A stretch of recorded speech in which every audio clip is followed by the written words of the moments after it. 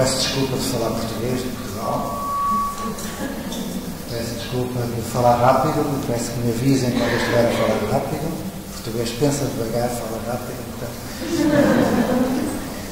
E também peço desculpa se por acaso eu disser alguma coisa que possa perturbar ou ofender. Não é essa a minha intenção, mas é provável que fale algumas coisas que podem, de algum modo, agir para perturbar o nosso centro de gravidade profissional e pessoal. Pronto, e posto isto, falar sem dizer nada da minha especialidade, vamos saber o que é que vós quereis saber, o que é que quereis perguntar.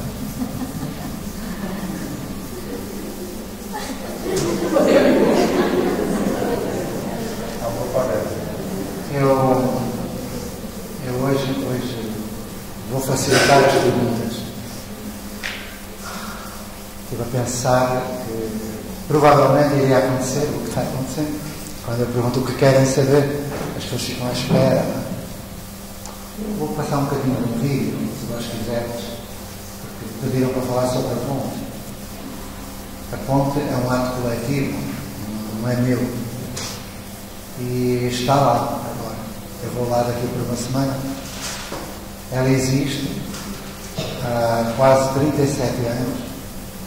Eu passei lá 33 ou 33, 34, não sei. E eu pensei em passar um pouquinho de vídeo sobre a ponte hoje, já sem mim, ou seja, muito melhor do que era antes. Então, sem mim, se quiserem ver um bocadinho da ponte, depois fazem perguntas sobre o que eu queria. Se não quiserem ver o vídeo, eu fico à espera das perguntas. O que é que querem? Pronto, então, eu peço ao Ricardo, pode passar uma coisinha de desconto, um bocadinho mais para baixo. Então vamos lá ver. Entra ali. Posso? Entra ali um sujeito parecido comigo, mas a gravação foi no Brasil. E entram dois amigos meus, o Celso Antunes e a Maria do Pilar, que vão fazer depoimentos sobre o filme.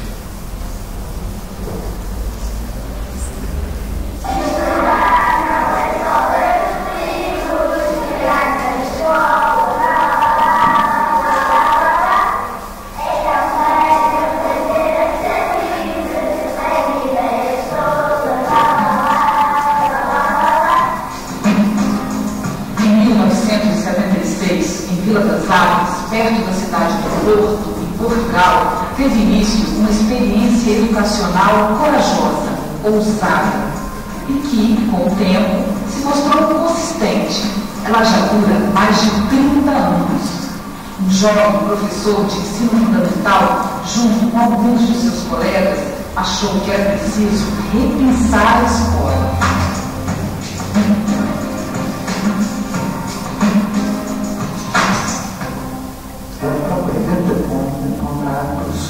Que ainda não tivessem desistido de fazer dos alunos ser mais sábios e mais fortes. É para isso que serve a escola. E é concreto. E as modificações foram muitas. Por exemplo, os direitos do leitor. Por que o direito de não ler? Porque se nós não quisermos ler, não é fácil. Podemos não ler. Quer dizer, que é o segundo, direito ao páginas. Direito ao páginas. O direito de não trabalhar um livro, se não quisermos trabalhar, não trabalhar. Você já viu direitos como esses no mural da escola? Se viu, porque ela se inspirou na Escola da Ponte. Um grupo de jovens professores portugueses idealistas nos anos 70 conseguiu o que pretendiam. Eles reinventaram a escola. O resultado é o que veremos aqui hoje.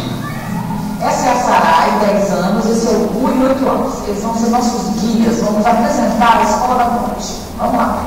A primeira mudança radical da Escola da Ponte foi acabar com uma série. Ela funciona por ciclos, 3 ciclos: iniciação, consolidação e aprofundamento. Para onde vamos agora, Sarai? Para a iniciação, os pontos mais bonitos. Depois estou a aprender a ler, Neste ciclo, onde os alunos dividem o mesmo espaço, o objetivo principal é estimular a autonomia e a responsabilidade. E as conquistas, ou não, vão sendo anotadas. Por exemplo, o Paulo tem 2 anos de chocolate e Paulo não pediu palavra, e a cadeira. Na escola da ponte, as divisões entre as salas não existem. O objetivo é integrar alunos de diversas fases de desenvolvimento e idade. Diferente, né? 2 alunos com alunos com objetivos. Então, aqui é uma sala de artes, né? As atividades artísticas nessa sala e também a iniciação de fluidos. Aqui a gente pode ter uma criança de 6, mas pode ter uma de 10. São 14. Então, quem não tem autonomia tem que aprender autonomia. Fica por aqui, mesmo com 12, 13 anos. Exatamente.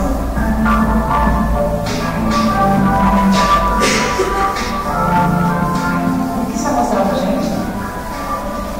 Isso é o espaço da consolidação. Agora, Sai, conta pra gente, consolidação é o quê? A consolidação é nós consolidamos a nossa autonomia, nós consolidamos a criança. No núcleo de consolidação, os alunos solidificam as competências básicas que já aprenderam e procuram atingir os objetivos de aprendizagem definidos pelo currículo nacional. O aluno escolhe o projeto que vai desenvolver para aprender o que precisa. Quando nós recebemos um tema ou um ensino, podemos passar esse objetivo, passar para outro objetivo, ou esse tema, assim. E pensamos esse objetivo. É quase como se você dissesse ao professor, isso já sei, quero ser avaliado, vou passar para o próximo. Todos os professores são professores de todos os alunos e é o estudante que toma a iniciativa de pedir ajuda ao professor. No último ciclo de aprofundamento, o jovem já tem total autonomia para gerir o seu tempo dentro da escola e criar seus próprios projetos de pesquisa. A minha consciência de uma preparada não é aquele que conhece o nome que Deus cumprido para mudar mais alto.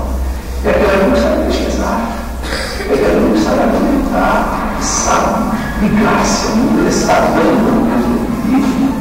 O resultado é uma escola que todos estão felizes e aprendem. Essa escola acolhe os alunos que as outras escolas já não podem. Temos atores, temos músicos, temos arquitetos, são pessoas importantes, somos todos importantes. Ora, projeto a escola da cultura já está. A escola da ponte é muito dentro são importantes. A escola da ponte é um bocado mais dentro da diferente. Eu acho que nós aqui aprendemos mais a conviver com as outras pessoas do que nas outras escolas. Eu perguntei tudo, sempre quis ter certeza de tudo. Sempre pensei que a minha forma de ser, a minha forma de estar e encontrei na escola uma forma que se relaciona comigo. É mais buscar, é verdade, porque ele questiona. Sabe conviver em democracia e a nossa escola tem de educar para a cidadania e todos sabemos que educar para a cidadania é viver a cidadania. Ninguém consegue ser um bom cidadão se só souber as regras. Tem de viver as regras. Na escola da ponte, todas as sextas-feiras tem assembleia geral. Ali, os problemas são discutidos e, dentro do possível, resolvidos. Mas o momento mais bacana é o chamado pedaço de mim. Entende? Porque qual o sentido que é você estar com os outros? Eu já tive uma coisa igual foi visitei, acho que se não me engano, em 2005, no Brasil. Eu estava a visitar, estava a ensinar no Brasil, estava a correr e depois também uma rotação climática. E isso estourou. Há muitos colegas que utilizam PowerPoint sobre algumas pesquisas. No meu caso, foi uma experiência de vida, ou seja, eu tive essa experiência e então quis partilhá-la com toda a escola. A escola da ponte é uma experiência fantástica, referência no mundo todo de educação com liberdade e responsabilidade. E ao pedido deste projeto, está o projeto. Um projeto que está a correr enquanto luto da criança e é uma escola cultural, uma escola que se preocupa com outras aprendizagens, para além de as conhecermos curricularmente. Isto é uma escola cultural, é uma escola que se preocupa com a cidadania, é uma escola em que se preocupa com crianças a feliz. Mas será que é possível utilizar esse modelo para inspirar nas escolas no Brasil?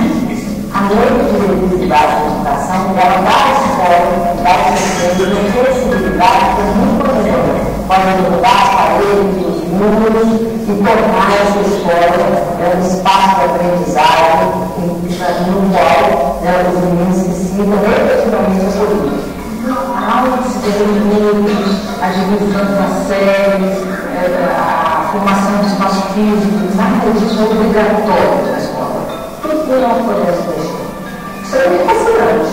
Então, nós encontramos experiências belíssimas nas escolas públicas brasileiras, de pessoas que ousam pensar em módulo aula de 1h30, ou pensar que podem ser 4 horas no parque, pode ser duas turmas com uma professora e uma falou que estuda. Essa possibilidade é muito importante, é muito transformadora para quem é educação, para quem tem essa coragem e para quem tem força.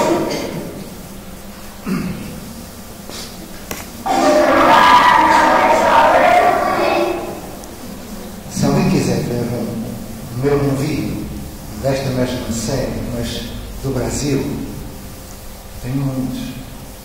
Eu sei que hoje da Ponte, sem mim, isto é recente, eu saí de lá já há 4 ou 5 anos. Mas depois, se quiseres, eu mostro-vos do Brasil, porque a Maria do Pilar, sabe? Maria do Pilar é secretária, sabem quem é, não sabem? Está lá no MEC. O MEC tem boa gente também. E o Celso é um dos meus amigos, este, o outro mais muitos anos também, estiveram na Ponte, conhecem bem. Eu espero que este bocadinho de vídeo já tenha dado inspiração para perguntar algumas coisas. Eu não faço ideia do que vós quereis, então não sei o que é que dizem. Quem é que vai perguntar? Basta erguer o braço que eu vou lá. Se quiser por escrito, a gente deve até conseguir. Se forem mais tímidos, quiserem fazer por escrito, também podem falar comigo ou nós. Já temos aqui alguém, porque o filho não chega aí. Mas... meu nome é Luciana e eu gostaria de saber como é que deu início a esse trabalho, a partir de quê? E como foi que o senhor iniciou esse trabalho? E além do mais, como é a demanda atualmente dessa escola? Ela consegue atender todos os alunos que desejam estudar nesse espaço? O que parece ser belíssimo. Essa liberdade toda, como é que foi construído esse processo, se ele foi muito doloroso, como diante da lei, que estabelecia a lei, como é que foi isso? Foi muito difícil, houve dificuldades, como é que aconteceu isso? Foi muito difícil. E continua.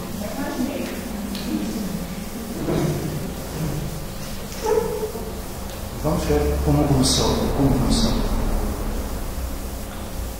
Eu vou falar em 2 tempos diferentes. O primeiro, vou ser rápido, porque é um registro autobiográfico, mas não fui eu que fiz a ponte, foi uma equipe. Portanto, vou só falar um pouquinho do que está antes da ponte. Eu nasci numa favela. Sabe qual é a origem do nome favela? Alguém sabe? Eu sou muito mais tarde. Pergunto aos brasileiros coisas que os brasileiros deveriam saber. Eu sei. Querem saber ou não querem saber? Começo eu a martirizar os brasileiros. No início da República, aconteceu no sertão a última experiência de humanidade no Brasil. Estava sendo dirigida por um homem genial chamado Antônio Conselheiro. que não era louco.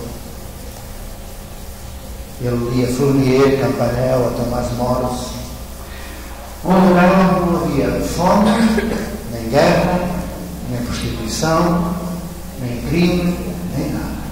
O lugar chamava-se Canudos. Mas um senhor chamado Floriano Peixoto decidiu destruir aquela comunidade e conseguiu, ao fim de 5 grandes campanhas. Os soldados do Sul, que estavam a lutar pela República contra Canudos,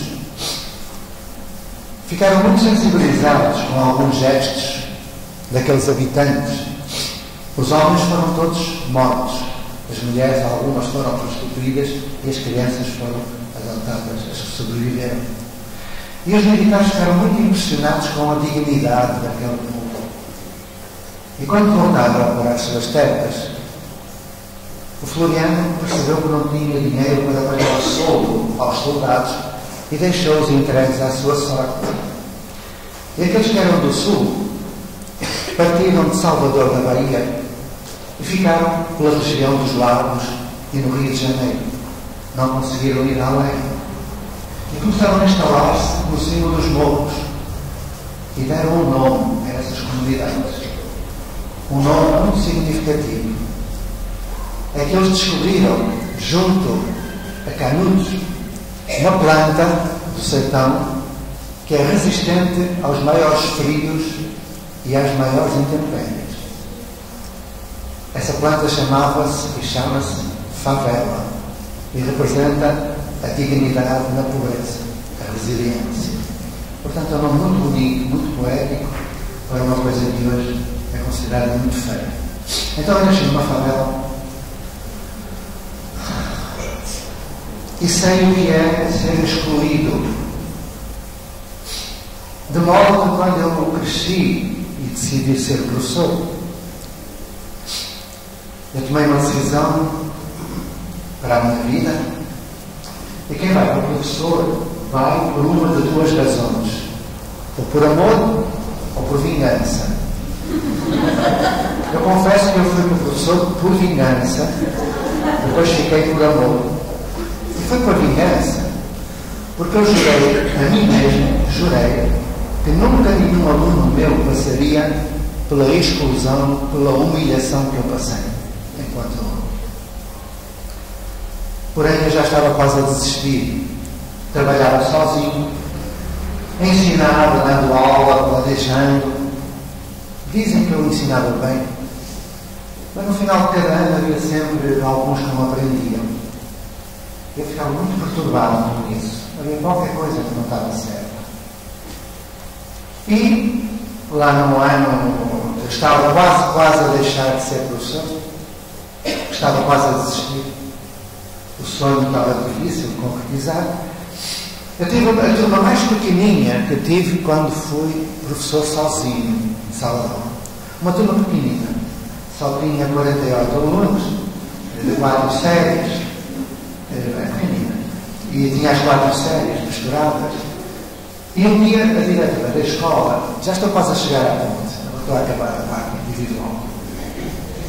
A diretora da escola chegou à minha sala com um jovem de seus 13 anos, e disse: professor Pacheco, o senhor é um privilegiado, só tem 48 alunos, mas eu trago-lhe aqui mais um que lhe vai dar muito que fazer. Olha, ele é violento, é o Teixeira, é autista e é perigoso. Bom, perigoso eu sabia o que era. Autista não fazia ideia nenhuma. Teixeira era o nome dele. Eu fui ao dicionário para ver o que era autista, fiquei a perceber o mesmo. Naquele tempo chamavam deficientes às pessoas. Agora chamam de outras coisas, mas nada mudou. Então, naquela altura eu falei a trabalhar com o autista. E foi aí que tudo começou. Foi o que eu fiz. Fui ao quadro negro, dividi em 4 partes e passei tarefa para cada uma das séries.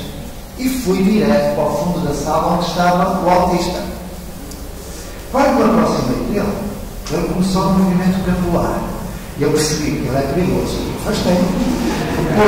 Eu fui ver ao relatório que tinha vindo, e no relatório dizia o seguinte, que ele tinha sido expulso de uma escola porque uma professora, a professora dele, se aproximou dele e ele agarrou-se a ela, puxou-lhe os brincos, rasgou-lhe as orelhas e mordeu-lhe a mão.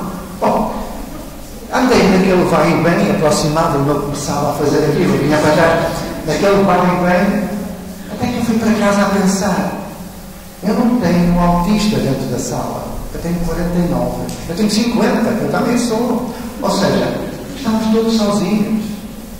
Isto não pode continuar assim. No ano seguinte, fui para a ponte. Na ponte encontrei duas pessoas fantásticas. Porque um projeto humano é um projeto coletivo. E no primeiro dia, eu recebi uma turma chamada a Turma do Lixo.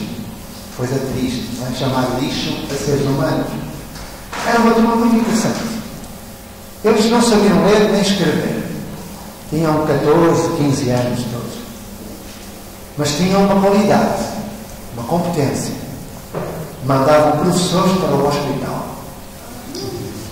Eles iam no primeiro dia à escola ver a nova professora, coitadinha, que era aquela que vinha no final, novinha, que ninguém queria a turma, e apanhava e levava. Eu disponibilizei, porque quando eu cheguei, as professoras disseram, ainda bem que chegou um homem. Eu fiquei um bocado preocupado, porque era novo ainda. Eu tinha bom aspecto. Agora não, estou velho, mas naquela altura era novinho, tinha 25 anos. Eu perguntei, mas um homem porquê? Precisamos aí de alguém da pedagogia musculada para enfrentar uma turma de lixo. Eu lá fui, uma turma de lixo. Era uma turma muito engraçada. Estava num tubúrio à margem da escola, numa casa velha, que não tinha porta, nem vidros nas janelas, nem banheiro. Eu entrei, bom, não importa o que foi no início, vou agora dizer o que aconteceu. Olhei para eles e disse, meus amigos, alguém sabe ler? Eles começaram a saber. Disseram, não. Ok. Porquê é que tu não sabes ler? Perguntei para um. Ele respondeu, olha, professor, todos os anos é a mesma coisa. A professora novinha chega e nós ainda deixamos dar a primeira e a segunda aula antes de a mandarmos para o hospital. Então eu perguntei, como é que ela dá a aula? É assim, ela começa por dar o A de águia, E de égua, I de ilha, O de ovos, U de uma. Eu, é. Depois a gente faz carreirinhas de A's, carreirinhas de E, saltinho do pardal, ondinha do mar, isso a gente sabe fazer. Depois ela abre um livro e dá a primeira página do livro. Eu perguntei, como é que é o livro? Eles disseram, há um livro que tem, de um lado o papel pipopu e do outro está tintotu. E a gente junta para o papel do pito, bota o puta, o pipi, o popó, o papai, é o pula. Eu olhei para aqueles jovens, todos da minha altura, alguns mais altos, e pensei, mas é assim que eu tenho de ensinar a ler. Agora eu entendo porque é que eles não aprendem. E se eu continuar a ensinar como eu tinha ensinado, eles vão continuar a não saber ler. Há qualquer coisa de errado aqui. O que é que estava errado? Aquilo que mais estava que nós descobrimos, os três professores. Não há dificuldades de aprendizagem. Há dificuldades de ensinagem. Foi a primeira grande descoberta. Ou seja, as crianças e os jovens não aprendem, não porque sejam menos inteligentes, ou porque sejam pobres, ou porque não tenham livros em casa, ou porque os pais sejam analfabetos. Isso também tem importância, não tem importância decisiva. É o modo como nós trabalhamos que está errado. Há um tempo atrás, eu já andava na história, agora um parênteses brasileiro. Há um tempo atrás, fui chamado a uma escola de São Paulo. Professor Pacheco, venha cá, temos um problema sério. Bem, eu fui. Como se um portuguesinho pudesse resolver um problema nas escolas brasileiras, não vamos resolver. Eu fui. Olha, cheguei lá e eles disseram, temos mais de metade dos nossos alunos na quarta série que não sabem ler, nem escrever. Eu percebi, não é? O Brasil tem 14 milhões de analfabetos funcionais. Então eu disse, olha, que eles sabem ler, eles não sabem. Então fazemos uma aposta. Hoje, depois do segundo turno, da tarde, vamos reunir alguns alunos desses Eu vou provar que eles sabem ler. Elas riam. Está bem, não, pronto. Agora imaginar. Fim da tarde, 40 professores, mais ou menos, puseram as cadeirinhas junto ao quadro negro, sentaram-se, puseram uma cadeirinha para mim, Daniel, na Cola dos Leões, o réu ali, e puseram umas 5 ou 6 cadeirinhas à frente e mandaram entrar os jovens que não sabiam ler. Vão imaginar que os jovens eram piercings no nariz, no gordo, no nariz, piercings em todo lado, tatuagem, entraram assim, lá se sentaram, muito grande já, estrelas, etc. Aí eu disse, meus amigos, muito obrigado por terem vindo. Diga lá o que é que quer, que a gente quer ir embora. Ok, é só um pouquinho de tempo. Eu vou fazer o seguinte, eu vou mostrar uns papéis e tenho umas coisas escritas nos papéis. Se algum de vós souber ler, não sabemos, eu não perguntei se sabe. Se souber, não. Vale, está bom. Se algum souber ler, levanta o braço. Eu mando ler. Está bem, faça lá isso, nós não sabemos ler. Peguei no primeiro papel e mostrei. E perguntei, quem sabe ler? Todos levantaram o braço. Eu ouvi atrás de mim. Eu perguntei, quem diz aqui? Eu, Big Brother. Pousei. Mostrei outro. Brahma, Coca-Cola, Corinthians, Caminho das Índias, Tititi, Xuxa. Mostrei 42 papéis, não falharam um. Aí eu disse, muito obrigado, podem sair. Eles saíram assim, com um olhar de quem diz, afinal, nós sabemos ler, e saíram.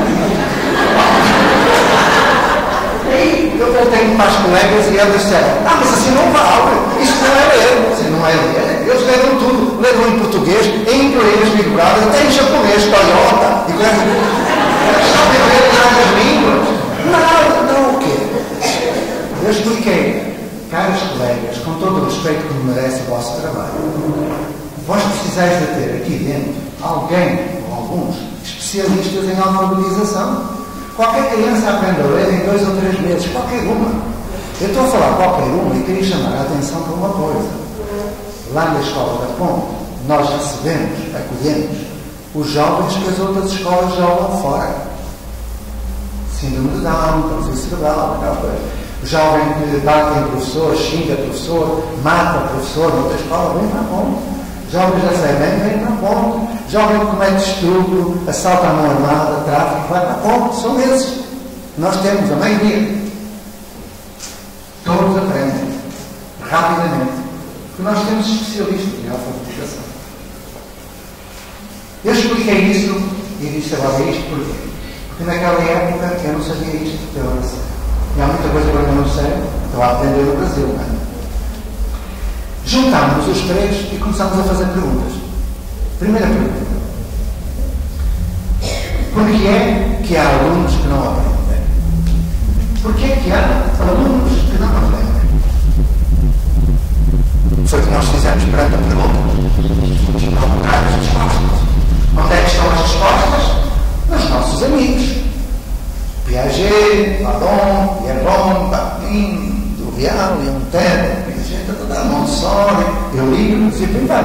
Então, ao procurar a teoria, juntamos a nossa prática com a teoria. Fizemos a prática, instalamos um dispositivo e resolvemos o problema. E assim fomos perguntando, porquê é que os alunos fazem as provas erradas? E aí viemos a perceber que uma prova não prova nada e deixamos de fazer prova, que é inútil e é prejudicial. Então, por que é que se dá nota? Também fomos estudar a docimologia, a ciência dos testes, a avaliação, a classificação e percebemos que dar nota é inútil e é prejudicial. Deixamos de fazer. Depois fomos ver se era possível ensinar a todos como se fosse um só. Compreendemos que não é. Cada um tem o seu ritmo, o seu estilo de inteligência e, portanto, não poderíamos dar aula. A aula é prejudicial e inútil. Depois fomos ver e foi bem. Depois veio uma necessidade básica. É que o nosso PPP é idêntico a muitos PPPs no Brasil. Garanto-vos que ainda não vi nenhum PPP que não tivesse escrito isto. Queremos o aluno autónomo, responsável, não. E eu perguntava como é que numa aula se pode desenvolver autonomia. E não percebia. Então acabamos com a aula, acabamos com o horário, com o diretor, porque o diretor não nos deixa ser autónomos. O professor não é autónomo. Estás a aprender, é diretor, supervisor, ministro. E acabamos com essa raça toda. Ou seja, começámos a pensar que para ensinarmos autonomia nós precisávamos de ser autónomos. Ninguém ensina aquilo que não é. O professor não transmite o que diz. O professor transmite aquilo que é. Se nós não temos autonomia, não podemos ensinar autonomia. E por aí vai. Nós fomos eliminando tudo aquilo que não fazia sentido à luz da teoria, na prática. Praxis. E, ao final de algum tempo, damos connosco com uma escola completamente diferente. É uma escola muito engraçada. Não tem dentro desse sistema aplicado aí, quanto tempo vocês começaram a colher os frutos desse trabalho? Você faz tudo que já era específico e quando é que vocês começaram a colher os frutos? Nós tivemos desde o início, nós os três. Aquela criação dos alunos, se eles gostavam de estar, faziam questão de estar, como é que era isso? Os alunos que nós os três tínhamos, eram 185 alunos. E nós éramos 3. Uma boa média, 1 para 60, dá perfeitamente. Éramos 3, 185, num espaço maior do que isto, mas 3 vezes maior, com música de fundo, etc. E andamos 8 anos e meio, que ninguém sabia o que estávamos a fazer. Os 3 juntinhos, no mesmo espaço. Até que um dia veio uma prova nacional. Uma prova Brasil, lá em própria refeição. E quando saíram os resultados, toda a gente ficou de boca aberta. Aqueles alunos que ninguém queria, que eram os nossos, cheios de piolho, a cheirar a vinho, sujos, descalços, foram os melhores na prova nacional. Aí as colegas da escola ficaram impressionadas. Elas trabalhavam uns de manhã, outros da tarde. E nós os 3 trabalhávamos o dia inteiro, sem horário. Ainda hoje, cada um vai quando quer, cada um sai quando quer, que é responsável. A minha escola é a única em Portugal que nunca teve falta de professor, nem um minuto. E é a única que não tem notícia de um laudo médico nem de uma doença em Portugal. Ok. Então, infelizmente era o único. Então, ao fim de 8 anos e meio aconteceu isso e as professoras da manhã começaram a vir ao nosso espaço da parte da tarde. Podemos entrar, colegas? Podem. Porquê?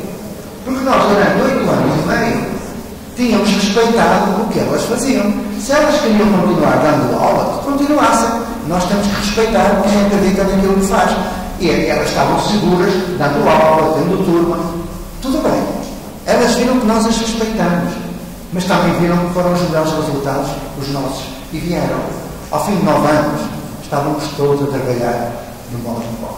Ou seja, dentro do espírito do projeto. E aconteceu uma coisa fantástica. Do 9º ano para o 10º, os médicos, advogados, professores, que tinham os filhos nas escolas particulares, vieram trazer os filhos para a escola da Ponte. E foi um tempo fantástico. Porque como eles trabalham em equipe, os que vinham da favela traziam piolho. Os que vinham das casas bem construídas traziam gel, que era uma coisa que eles no cabelo, gel, lembra? Então eles encostavam a cabecinha e passavam o gel ao piolho, o piolho passava ao gel. Era a fase do piolho com gel. É a fase da integração. Deixou de haver escola de ricos e pobres, passaram a haver a escola de todo o mundo. E hoje nós temos uma população muito heterogénea. Mas depois houve um problema logo a seguir. Nós tínhamos um prefeito da cidade que era um coronel local. Lá em Portugal há coronéis locais e corrupção. No Brasil não, mas lá há muito. Então aquele homem perseguia-nos. Porque os alunos faziam pesquisa e uma delas foi uma denúncia da poluição dos rios pelas fábricas que eram dele. Ele tinha as fábricas todas na mão, era dono de tudo e era o prefeito. Então, nós começámos a ter problemas. Eles mandavam os alunos disparar tiros contra a nossa casa, mataram os animais todos que nós tínhamos lá, com o sangue dos animais que haveram mortos aos professores, perseguiam-nos na rua, quase nos lincharam uma vez. Atenção, é que a Ponte tem o lado belo e o lado horrível. Tem o lado da transcendência humana e o lado da miséria humana. A maldade é muito grande ali como em todo lugar. Porém, nós resistimos e os pais resistiram connosco desde o início. Hoje são os pais que dirigem a escola pública da Ponte. É a única no mundo também. Então o que aconteceu foi que era preciso tirar de lá o prefeito. E eu tive que fazer um sacrifício e fui prefeito da cidade. Isto é, a partir daquele momento, a Escola da Ponte não foi um edifício, foi uma comunidade. E por aí vai. Quero dizer o quê? Que hoje, foi a tua pergunta inicial, quem quiser ir para a ponte, vai para a ponte. Não há limite. Porque a ponte não é um edifício. A ponte é uma fraternidade. E a criança pode estar na escola, como pode estar no centro cultural, como pode estar no jardim, como pode estar no lar da terceira idade, escutando o louvor cantar, como pode estar na quadra do time. Aprendemos uns com os outros, mediados pelo mundo, em qualquer lugar. E muito pouco se aprende na escola. Esta parte final eu não disse. Não. Volto atrás. Eu tenho mais, mas vou mandar-te um e-mail. Vou deixar o meu e-mail. E vou mandar-te umas coisas que eu tenho escritas. Eu hoje falava daquilo que está escrito e eu não falo. Posso saber ler. Então cá vai. Zé da Ponte. Zé da Ponte. O professor Zé da Escola da Ponte. Se chegarem à minha cidade e perguntarem onde mora o professor Zé, toda a gente sabe. Zé da Ponte, 1951. Sexagenário. Eu hoje brincava dizendo que o meu amigo Rubem Alves dizia que ser sexagenário é a idade do sexo. Eu já fiz e não tenho diferença nenhuma. Eu aqui estava antes. É mentira. @hotmail.com. Tem vantagens. Estava meio ingresso no cinema e furofila nos correios, no pacote. Eu posso. Então, Zé da Ponte, nossa.com. Quem quiser mandar e-mails, manda. Eu respondo sempre. Passo-vos os livros todos que vós quiserdes. Não desejo nada às editoras que eu mandei. O projeto, o contrato de autonomia, aprofundamento teórico, tudo que vós quiserem. Tá bom? E agora vamos a outra pergunta.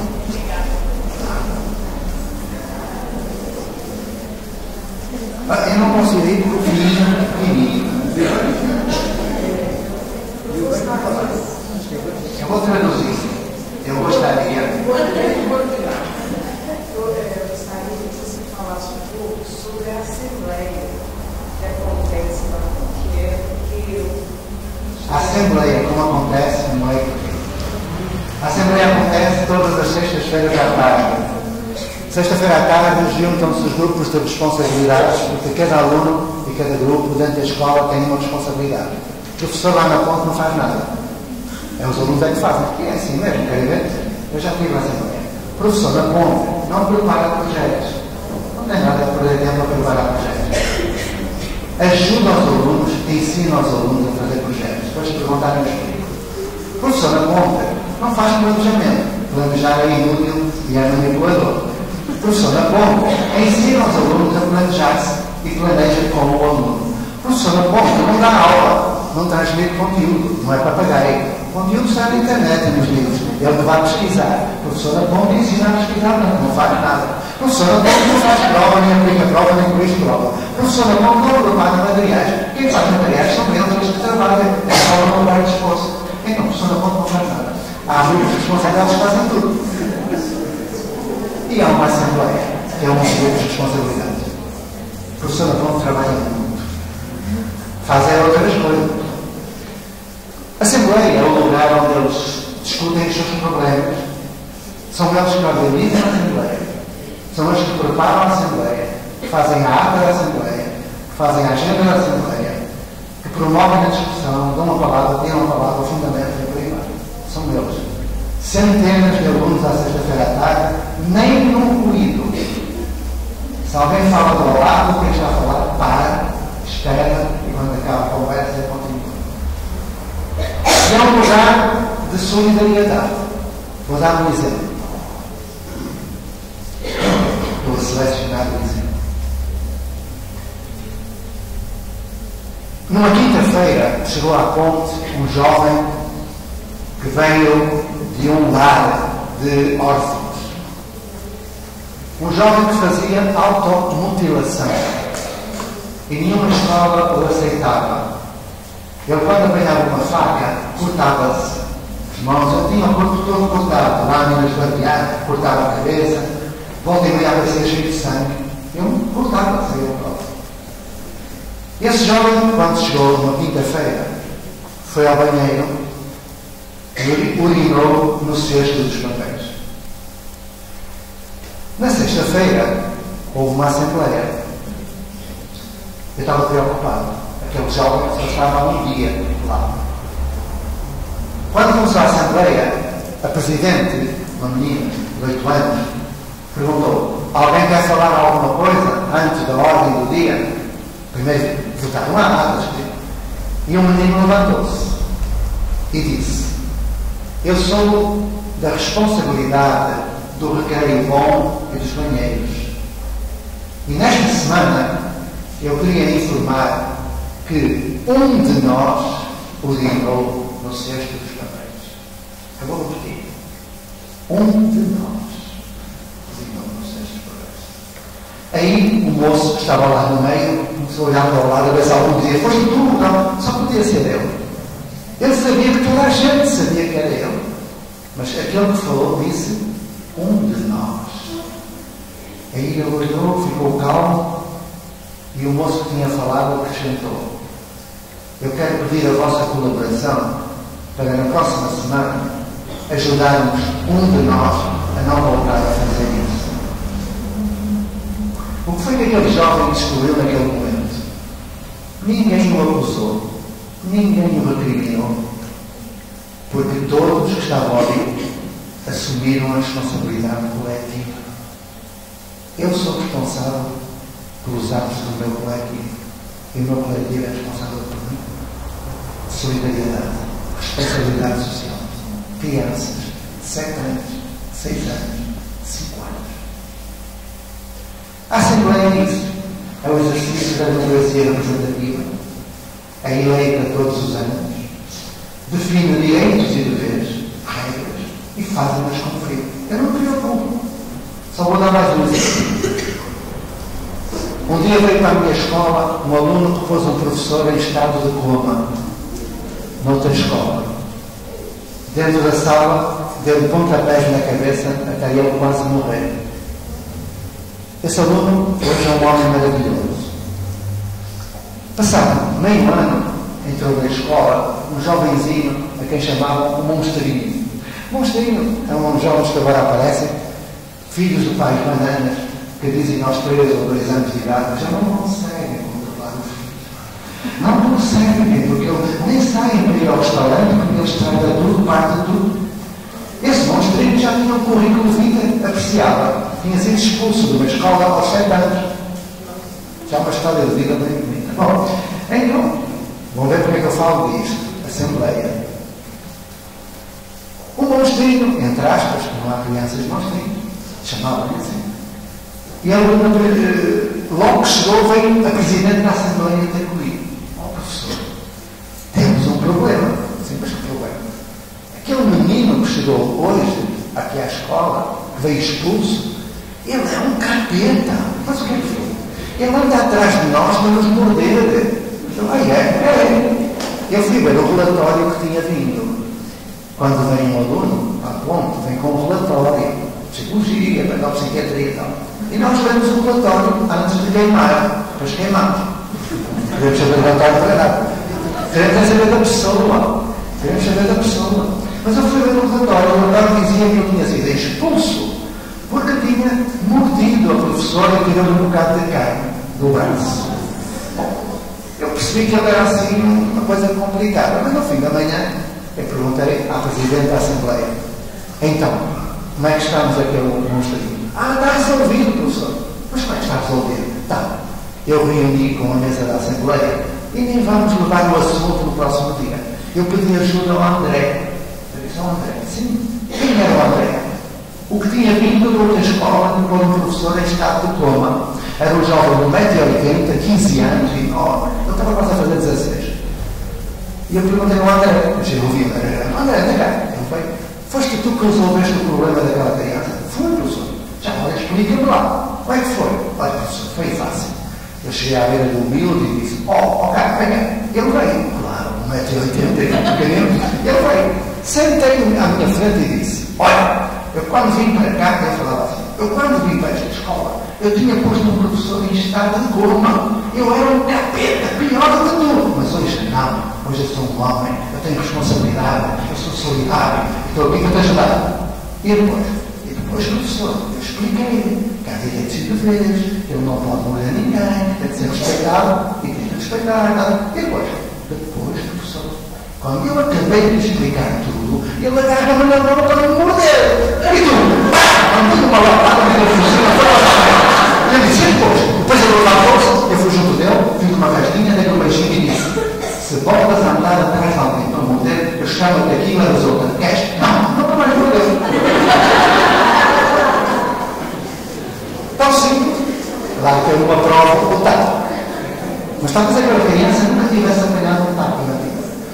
Depois, este André, no médio das Campos, já saiu da ponta, esse jovem que também já saiu, são excelentes pessoas. Então a Assembleia é exatamente um lugar onde eles discutem, onde debatem projetos, onde fazem apreciações, onde tomam decisões. É um exercício de cidadania, porque nós não preparamos para a cidadania, educamos na cidadania, no exercício da liberdade responsável. Mas posso mandar depois umas coisinhas sobre a Assembleia? Gostaria de perguntar como seria a profissão do formação do professor. Então, quais os critérios para dar aula na ponte?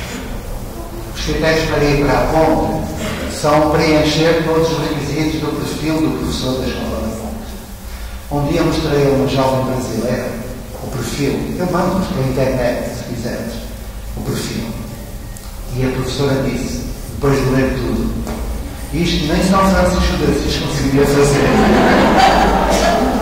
Dá para nós alguns critérios. Vou mandar, é melhor.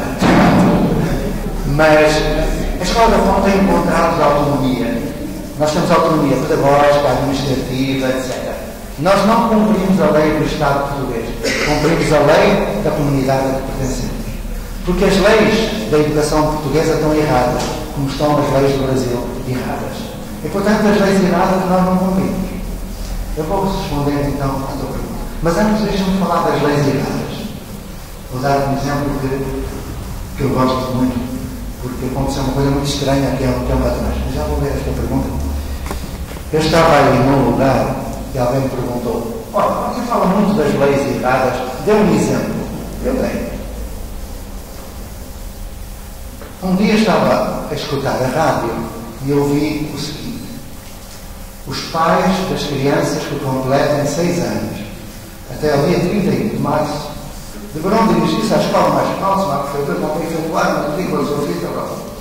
Eu pensei, imaginei 6 anos antes, uma gestante no fim do tempo, dos 9 meses, no dia 31 de março. Está a jantar, soltam-se as águas, têm as dores do parto, e ela só pensa uma coisa: eu tenho de parir o meu filho até à meia-noite. E ela está com a maternidade, puxa, e não é que o desgraçado nasce no primeiro minuto e o dia 1 de abril. E aquela mãe acabou de condenar o filho e esperar um ano para entrar na escola. Eu perguntei, quando respondi a perguntei, quem terá sido o gênio que fez esta lei? Estava lá o gênio. O problema foi esse. Estava lá o gênio que me disse, isso tem a ver com um parecer do Conselho Nacional de Educação. Eu disse, e quem fez o parecer? Qual é a fundamentação teórica? Porque há uma idade para entrar na escola. Eu disse, não há não. Mostre-me quem é que diz isso. Porque há uma idade para aprender a ler. Não há não. As leis estão erradas. A lei institui conteúdo por série. A lei institui que as turmas têm que ter todas a mesma idade. Não tem idade, está tudo errado. Tudo errado. Então, por que é que eu falo disto? Porque quando o Jacques Delors fez o seu relatório para o mesmo, o relatório Delors, ele instituiu 4 pilares da educação, que toda a gente conhece. Pilar do aprender a conhecer, o pilar do aprender a fazer, o pilar do aprender a ser e o pilar do aprender a conviver. Na ponte, nós acrescentamos mais 3 pilares, porque o 7 é o número da cabala. Então, quinto pilar, Aprender a desaprender. Desaprender 24 horas por dia ensina princípios. Manuel de Barros, Cuiabá. Desaprender porque, como diria o Sartre, nós não somos responsáveis por aquilo que fizeram de nós. Nós somos responsáveis por aquilo que fizemos com aquilo que fizeram de nós. E para chegar aí temos que nos desconstruirmos para nos reconstruirmos. Desaprender para aprender. Reelaborar a nossa cultura pessoal e profissional. 5º pilar. 6º pilar. Aprender a desobedecer. Fundamental. Mas desobedecer em equipe. A lei que está errada não merece ser cumprida. Se a lei está errada, não é para pessoas. Se não é para pessoas, eu não cumpro e assumo a responsabilidade em coletivo. 7º pilar. Aprender a desaparecer. Este é fundamental. É o desapego. Nunca criar dependência em ninguém. Amar. E quem ama, liberta. Então é isso que eu quero. Pensa. Em desobedecer responsavelmente. Em desaparecer quando for preciso, aprender a morrer ou a desencarnar, como quiser. E vou aprender a desaprender. Então, voltando à questão que foi colocada.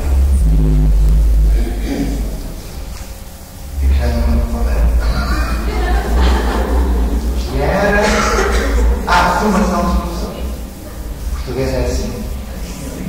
Bom, um dia foi lá, eu gosto muito de falar das coisas contadas da história. Um dia foi uma professora brasileira, foram muitas professoras brasileiras, mas uma delas estava a fazer pós-doutoramento, em formação continuada. E ela queria saber como é que na ponte se faz formação continuada. E viu. Passou meio ano lá. Ela fez um trabalho muito lindo. Só que a primeira vez que ela foi ver, ela não percebeu nada. Eu vou explicar. Perguntou-me, professor, como é que se faz a formação continuada? Eu disse, eu não te vou dizer como. Tu vais ver como.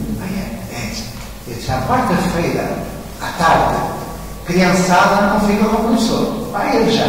Vai fazer o que quiser. E o professor juntou-se todos. Quarta-feira à tarde. Para a formação continuada? Sim. Então, ela pegou o seu caderninho de etnografia e ela pegou. Eu disse, vem comigo. E fomos. Meio-dia. Os moços vão almoçar. Eu disse, agora vamos fazer a formação. Primeiro disse, a formação é a todo momento. Eu aprendo imenso com os alunos que estou a formar. Eu aprendo imenso com os outros professores que estou a formar. Mas há um momento, um ritual semanal à quarta-tarde. Depois, se quiserem saber como é que o professor se forma todos os dias, todas as horas, perguntam, eu responderei. Se não perguntarem, perguntam, sem saber, porque eu só respondo a pergunta. Continuar. Ela veio comigo, com um caderninho na mão, uma caneta, para recolher as suas observações. E fomos todos para os nossos carros, e fomos. Ela veio no meu carro, e paramos. Ela perguntou, vamos para o centro de formação? Eu disse, vamos. E fomos. Restaurante Zé Garranta. Ela disse, mas é um restaurante. Claro. É um ótimo local para a formação. Sentámos-nos todos. Comemos um bacalhauzinho com batata a murro. Mandámos ver uns vinhos ao alentejo. Bebemos uma garrafa, 2, 3, 4. E depois, quando chegou assim a meia dúzia, libertamos o espírito, começamos umas andotas. E ela, com um caderno, sem escrever nada. E eu, então, as observações. E ela, tu ainda não viste a formação? Não. Acabou o almoço e disseram, e agora, vamos para o centro de formação? Não, vamos para outro centro de formação. Então vamos lá. E lá fomos nós, e parámos lá no meio de um jardim, sentávamos todos. E ela, e agora? Vamos continuar a formação. E aí um de nós disse, colegas, eu estive a ler um poema da Cecília Meirelles. Posso dizer o poema? Vamos. E ela bateu, e nós fechados, saboreando o poema e tal. E ela com o caderno na mão, a olhar para toda a gente.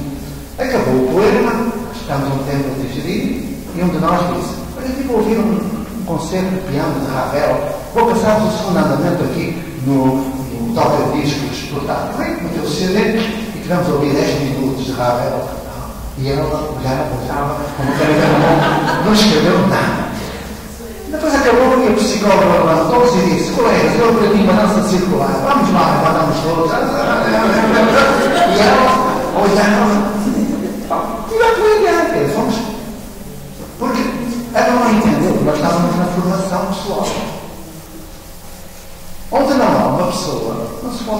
professor. Não há nada onde colocar o professor. Tem que haver uma pessoa. E o informal conduz exatamente a essa consideração do outro em nós. O eu e tu, mais um. Ok. Então, ela ficou meio desorientada até que a Rosinha, está aí a Sandra sabe, não está. A Rosinha disse assim: colegas, tenho um problema. Quando alguém diz tem um problema, não é ela que tem um problema, somos todos. E ela diz: aquele menino com autismo, com dislexia, que veio esta semana, tentei fazer um trabalho com ele, ela explicou a dificuldade. Aí nós dissemos: qual é o problema? Ela disse: autismo, jogos sociais, então, autismo, jogos sociais, ele tem. O Mr. Google, o amigo Google, ele tem. E apareceram milhares de artigos sobre dislexia, jogos sociais, aquelas coisas. Eu perguntei: está aqui um artigo em alemão, quem lê? É professor de alemão, eu leio. Está aqui dois artigos em inglês, as pessoas dizem, eu leio. E cada um dos 40 que estão ficou encarregado de ler um artigo científico. Que olha, sobre o assunto. Ela saiu desse encontro, foi uma tarde inteira, com um caderno vazio. Na quarta-feira seguinte, imagina o que aconteceu. Saímos para o centro de formação. Restaurante, Pena Firme. Mais uma chanfana, com um vinhotinho, aí ela começou a escrever. Mas ela levou a surpresa maior foi quando, depois da dança, da música, da poesia e tudo mais, um de nós levantou-se, e disse: Rosinha, eu estive a ler aquele artigo, olha, diz lá isto. Tá. E outro levantou-se e disse: Rosinha, eu estive a ler o artigo, olha, diz isto. Cada um de nós contou aquilo que tinha lido. Eu não li um artigo, eu li 40 artigos. Partilha, solidariedade, formação mutualista, centrada na equipe. Ela aí começou a compreender tudo. Na semana seguinte ela viu o que nós fizemos. Pegamos na teoria que recolhemos, juntámos a nossa prática, a formação experiencial, e constituímos um dispositivo que ajudou aquele aluno a fazer a inglês. Isso é formação professor. Não é os cursos, não é os doutoramentos. Eu não vou dizer coisas tristes, senão digamos já vão falar. A teoria não precede a prática. A teoria acompanha a prática da teoria. Praxis educacional. A formação parte de perguntas e dificuldades, desejos, necessidades. Projeto de aprendizagem da aluno é projeto de aprendizagem do professor. É a formação. A formação é isomórfica. O modo como o professor aprende é o modo como o professor ensina.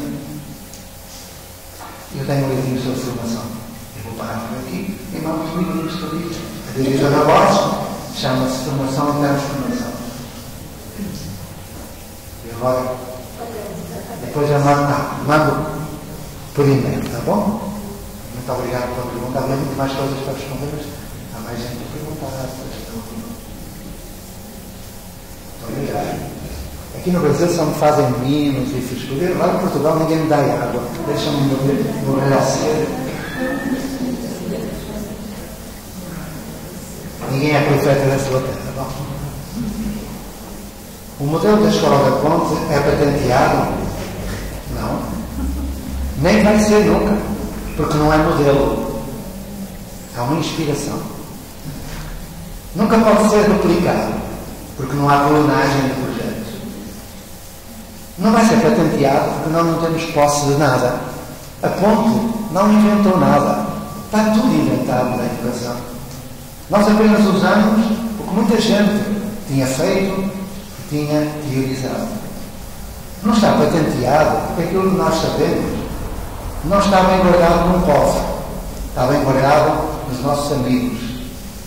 E partilhamos com toda a gente aquilo que temos e sabemos. Segunda pergunta. Os alunos pagam mensalidade, qual a fonte financeira e quem mantém a escola?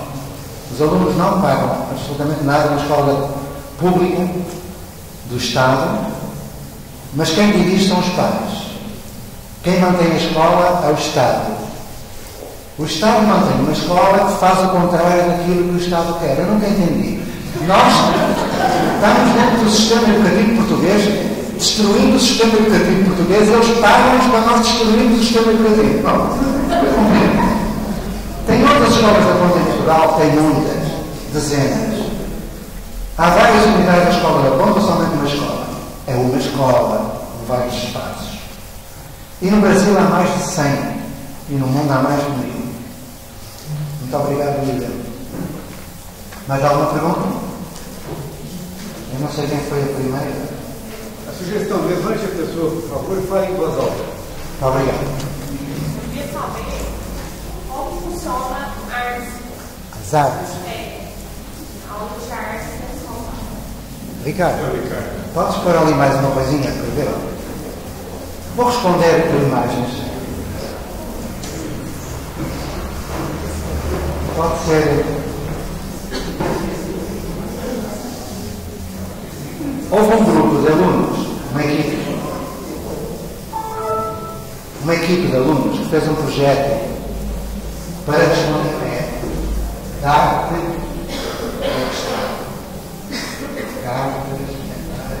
Vamos ir para cima, por favor. Onde é que está? Fugiu. Ora, deixa cá ver. Apresentação da arte 06. Não ponhas ainda, está bem preparado. As imagens vão falar por si, mas eu vou explicar o que foi que esteve antes das imagens. Uma equipe de alunos quis saber por que razão os peixes apareciam mortos nos rios lá da cidade. Fizeram uma pesquisa, estudaram tudo. Depois, se quiserem perguntar como é que eles constroem projetos, planejamento deles, eu explicarei. E chegaram a conclusões, chegaram aos conceitos, chegaram aos seus objetivos e quiseram fazer avaliação. O que é a avaliação? É passar para os outros, se os outros quiserem saber. E como é que eles passaram? Através da arte. Poderia ser uma chamada oral, poderia ser o que fosse, foi através da arte. E pediram ajuda aos professores. E agora vamos ver um bocadinho o que aconteceu. Ora, vamos passar adiante. Vai aparecer aqui muita coisa, mas pode abrir a tela inteira. Ok? Podes pôr o ok ou cruzinha. Olha, um português a dizer a um brasileiro como é que deve fazer isto. Uma experiência única. Agora, podes ir batendo, porque vai passar a parte teórica, que é muito chata. Eu passo-vos isto depois pela internet, se quiser. Podes ir muito rápido. Isto foi lá. Reparem um pouquinho lá. Isto viram, fala da Carla Rinaldi, da minha amiga que vai amiga, fala de muitos autores, porque tudo que nós fazemos tem fundamentação teórica. Tudo. Não há nenhuma prática que fascina da teoria. Agora vamos ver as imagens. Isto foi apresentado em várias escolas que nos pediram. Apresentado por alunos. Ouviram? Alunos. Aquele aluno que nós vimos falar há um bocadinho, ele fez uma palestra no Brasil. Começou a palestra perguntando o que querem saber. Isto é 2 horas a falar. A seguir ao garrote e antes não interessa. São muito vaidosos. Então vamos ver como é que eles fizeram. Podes escrever uma vez? Depois de terem todos os dados na mão, fizeram aquilo que se chama metodologia de trabalho do projeto. Não é difícil. Como? Constituíram oficinas. Temos aqui um exemplo, aqui outro. Primeira oficina. Cenários e acessórios. Eu lembro que tudo é feito por criança. O professor não faz nada. Vamos ver o que aconteceu na oficina. Aqui foram à internet, tiraram as imagens, começaram a construir com material reciclado, cola reciclada, sempre os adultos com as crianças, auxiliando, muita criatividade, muita cor. Agora, oficina de música. Construíram uma paisagem musical com uma pauta tridimensional. Pessoas de música sabem o que isso é?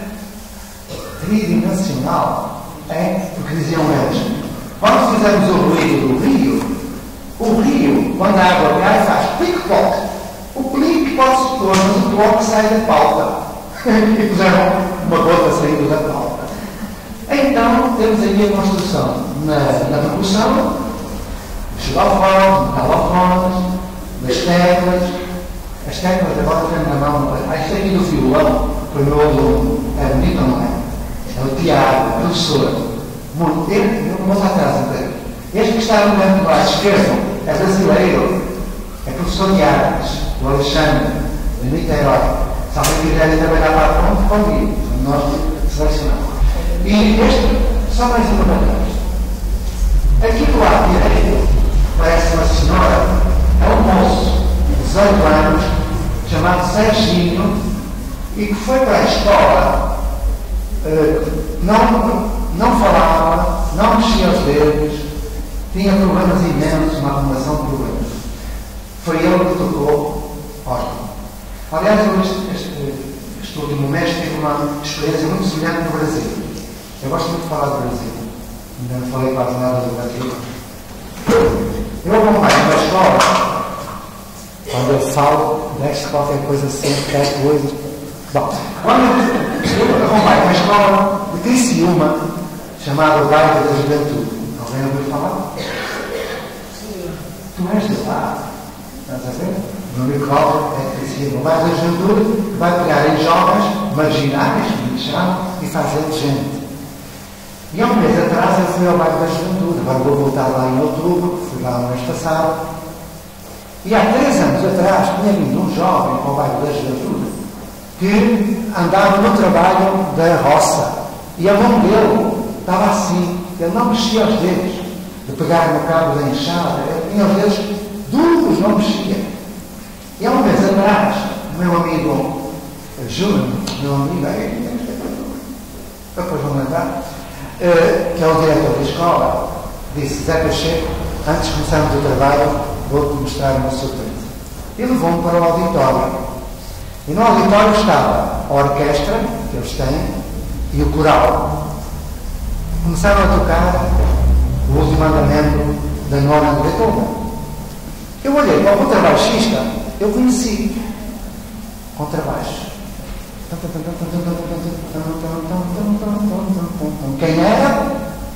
O jovem, 3 anos antes, que não mexia as mãos. Bom, eu chorei com uma madalena de emoção, aquele homem é terrível. Foi uma situação fantástica. Perceberam? Há 3 anos ele não mexia as mãos, hoje estava contra baixo. Lindo, não é?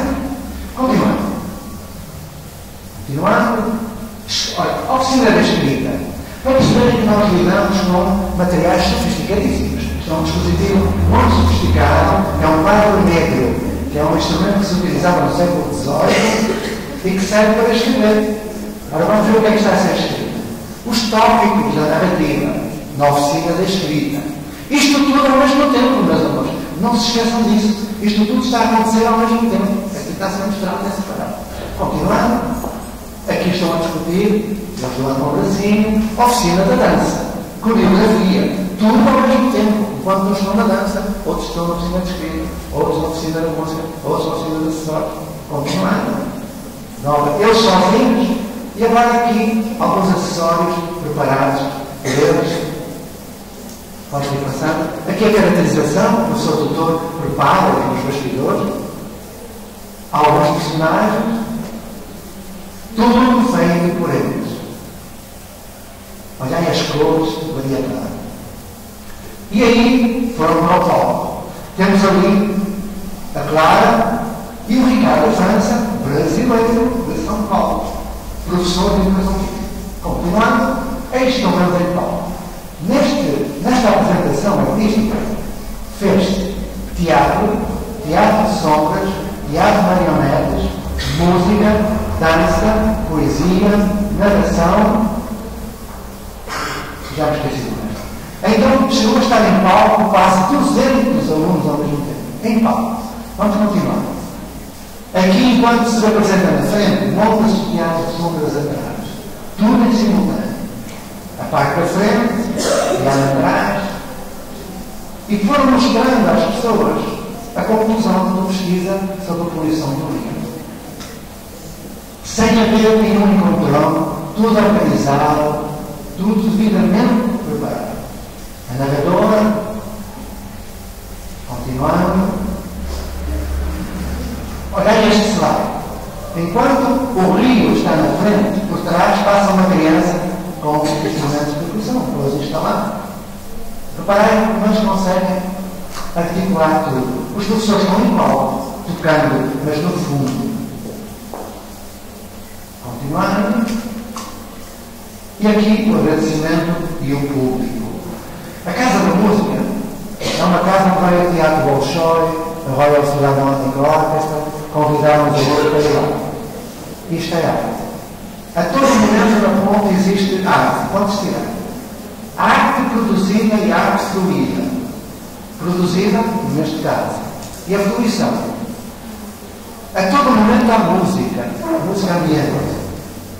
Claro que não ouvimos creu, nem funk carioca, nem a música da Xuxa, nem o sertanojo, nem essas coisas. Nós ouvimos música. Eu disse algum para esta? Ouvimos rap, ouvimos ópera, ouvimos jazz, ouvimos rock, ouvimos pop, ouvimos hip hop, ouvimos boa música, MPB. Mas gostam imenso da Adriana Paquim Pinto, Renato Teixeira. Então, meus amigos, produzimos e fluímos todo dia.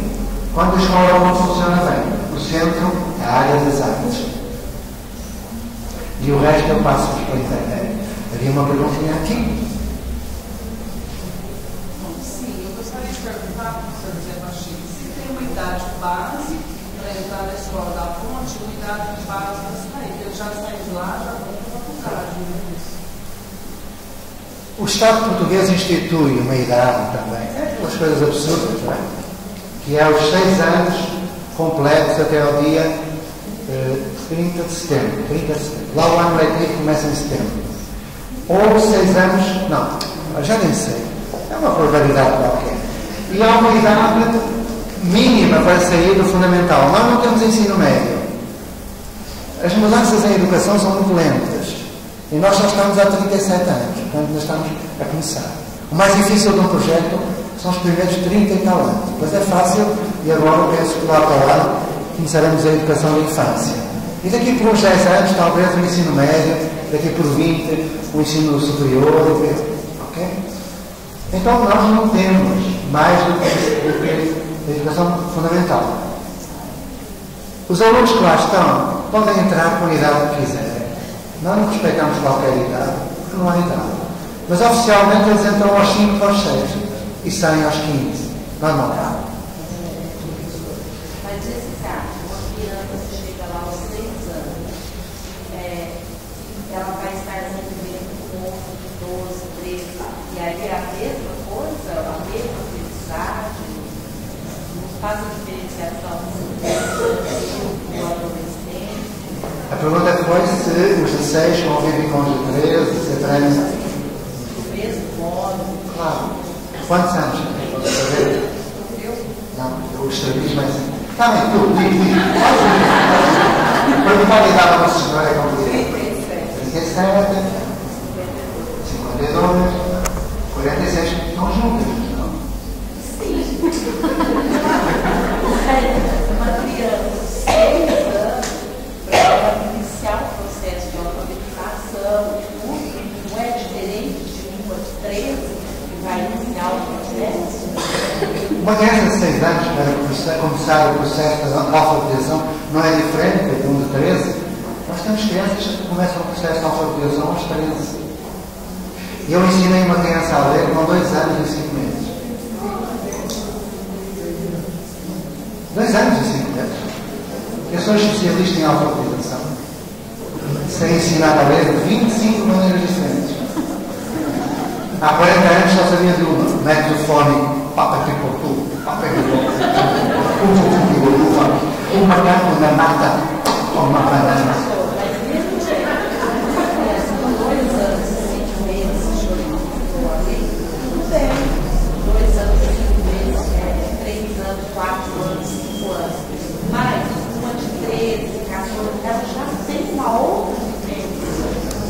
Houve uma senhora. Faça um cheiro.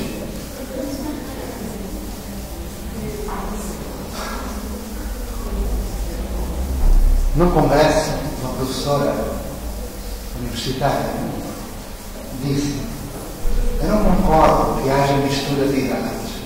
Eu acho que não deve ser assim, que deve ser cada turma com a mesma idade. Eu primeiro disse: uma professora universitária não pode achar, é fundamental. Mas pronto. E ela depois disse que aqueles que têm mais idade podem regredir. E eu perguntei à senhora, com todo o respeito: a senhora vive em casa com quem? Ah, tem um filho de 14 anos, só separado. Eu disse: então a senhora está a regredir. Se ela está com a de 14, está a regredir. Ela não. Então eu disse: mas a senhora acha que deve ter tudo da mesma idade? Ah, acha? Então, minha senhora, quantos anos tem? Ela tem 40. Então pode sair, que eu dar a palestra para os que têm 30. Tão simples. Lá em casa estão separados por idades. Tem a turma dos avós, a turma dos pais, a turma dos filhos. Tem série, tem ciclo. Porquê é que não defende a escola? E se eu disser que um de 13 pode ajudar o de 6 a aprender a ler? E que, se sentindo útil, vai aprender socialmente? E se eu disser que o de 6 pode ensinar coisas aos de 13? E se eu disser que eu aprendo com os alunos e já tenho 60 anos? Se eu disser que hoje aprendi nesta escola, estive com crianças de 3, 4 anos, não regredi. O problema é que nós temos interiorizado a ideia de que tem de ser assim. Mas isso é uma crença. Não tem qualquer fundamento científico. Teórico, não tem. Ninguém aprende com quem sabe as mesmas coisas. Aprendemos uns com os outros, guiados pelo mundo, com quem sabe coisas diferentes. É só para pensar. Eu não quero convencer. Pensa. Só isso. Mas esta questão lá nos longe. Eu mando um livrinho que fala sobre isso. Manda um livrinho. A convidar? Diz.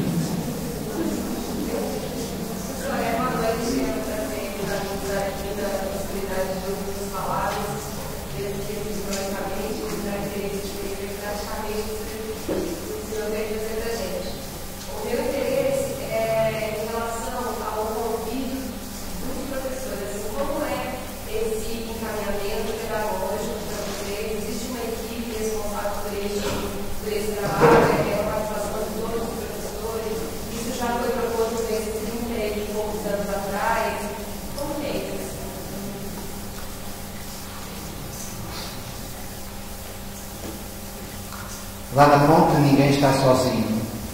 Preparamos todos juntos, trabalhamos todos juntos. O professor sozinho na sala de aula não faz sentido nenhum. Então, nós não fazemos aquilo que é tradicional fazer, embora eu respeite o que é tradicional. Eu também já fui. Também já acreditei muito naquilo que fazia. Por isso é que eu respeito quem dá aula, quem faz planejamento. Tenho um filho, professor, que dá aula, sozinho. Claro que ele ainda só tem 14 anos de serviço. Ele vai ter de dar muitas aulas para compreender que não deve dar aula. Nunca deu poucas, ele vai continuar. Até perceber que tem que estar junto. A profissão do professor não é um ato solitário, é um ato solidário. É uma reelaboração da cultura profissional. Então tudo o que se passa na ponte é combinado por todos. Uma reunião plenária. Por isso é que não há diretor, por isso é que não há coordenador nem supervisor. São todos diretores. Somos todos igualmente responsáveis. Só temos uma reunião por semana. As outras escolas têm para aí 20 reuniões por semana. Uma reunite fantástica. Perde-se muito tempo com reuniões terríveis. Nós só reunimos um dia. Reunimos todos e tomamos decisões. E cumprimos juntos. E se as crianças vêm a trabalhar junto, eles aprendem a trabalhar junto. Aqui há dias um jovem, professor de ensino médio, dizia: eu organizei grupos na minha sala. O problema é que quando eu estou a trabalhar com um grupo, os outros estão à minha espera. Falam, distraem-se. Eu disse: porque eles são um grupo, não são uma equipe. Ele: o que é que quer dizer com isso? É que tu, estando sozinho numa sala de aula, não és uma equipe. E como não és uma equipe, eles não aprendem a trabalhar em equipe. O exemplo. Então preparamos tudo junto, fazemos tudo junto, alegramos todos juntos, não temos horário, mas vamos todos para a escola. Um dia recebi uma chamada telefónica da parte da manhã. Era uma colega nossa a dizer: precisais de mim? Eu estou muito doente, mas queria ir. Se vós precisardes, eu vou. Passaram uns 5 minutos, telefonou a mãe dela: professor, a minha filha ligou para aí. Ligou. Ela está louca. Ela está com mais de 40 de febre e quer ir para a escola. Essa nossa colega morreu no dia seguinte. Estava no final de casa. Dá para perceber o que é uma cultura de cooperação? Em que todos preparam tudo, todos partilham tudo, todos são responsáveis por todos. Agora, o que nós fazemos são outras coisas que não aquelas que é normal fazer. Acabamos com a hierarquia, que é contrária à pedagogia, e a hierarquia não rima com a pedagogia, nem rima com a autonomia. Acabamos com dependências várias e criamos outras coisas. O que mais é que eu posso dizer? O resto está escrito. Então, nós consideramos que quando eu lá no trabalho determinado e não sei que o professor precisa qual matéria. Existe professor por disciplina, mas não está num gueto disciplinado. Está numa área com noção do projeto e mentalidade curricular. Perguntaste no início se não havia jornada. Jornada de trabalho, não. O homem não foi feito para trabalhar, foi feito para criar. E o aluno também não tem um horário? Não há horário. Ou melhor, quando começaram a aparecer professores novos, eles diziam: qual é o meu horário? Eu respondia: não há. O quê? Então eu posso ir embora? Posso. E vejo quando quiser. Só que depois estamos a fazer um horário de 3 blocos, eles precisavam de horário durante algum tempo, depois dispensa. Cada um tem o seu dia. Mas para não falar mais a ponto, querem ver um bocadinho do Brasil que eu acompanho? Tenho curiosidade? Tenho, bem, não sei se tem. Vou mostrar-vos um bocadinho do Brasil que eu acompanho. Acabou a novela. Pode ser, Ricardo. Nós tínhamos planejado isto tudo. Eu disse: Ricardo, quando passar 1 hora e 40 minutos que vais pôr lá, está tudo preparado. Ora, o que vamos ver.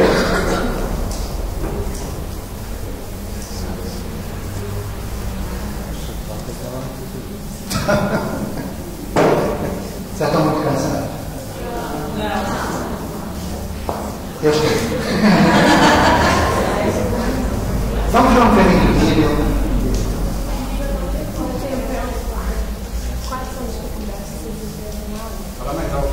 Vou já responder, deixa-me já passar então agora um bocadinho. É uma pergunta boa essa.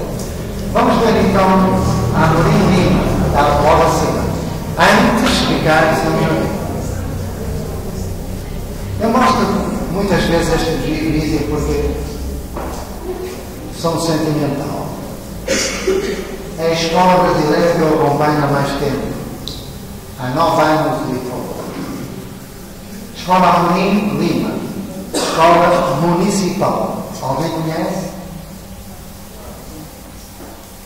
Queres falar um pouquinho? É uma escola que ainda está no início, mas está completamente diferente do que era em 2001. É uma escola da República que em 2001 tinha um portão pesado, um alambrado imenso, violência e insucesso. Vamos ver como é hoje. Amorim Lima, Escola Municipal do Butantã.